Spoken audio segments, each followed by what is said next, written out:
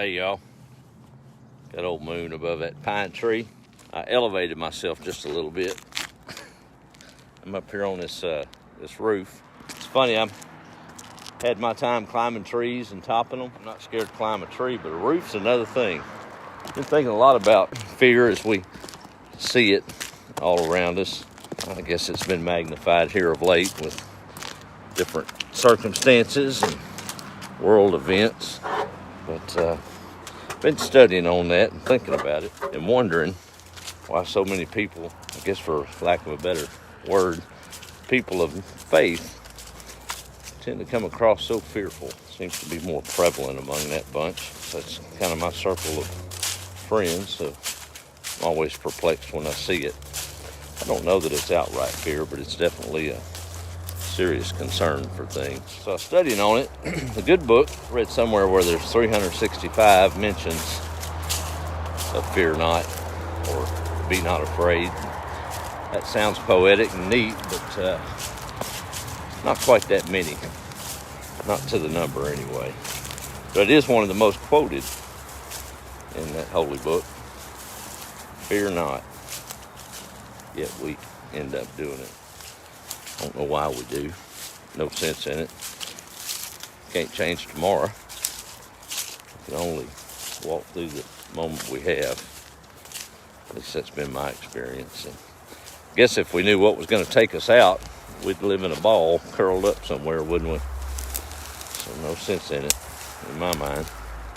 One of my daughter's favorite verses, and of course I guess it's one of mine. A lot of folks quote it. It's in Jeremiah 29:11.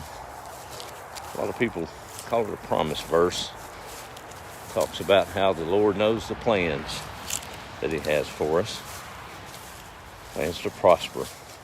It's a good verse and a good promise, but I think a lot of folks don't understand that promise comes with a little work. If you took a minute to gander at the whole chapter, the 10 or so verses before it, the Israelites were in exile in Babylon in that time. And the instructions were, ahead of that verse, to settle.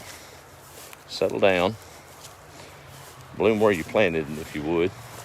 It even says to plant a garden. Carry on with life. Build houses. Even in rough times. Marry and have children and keep the lineage going.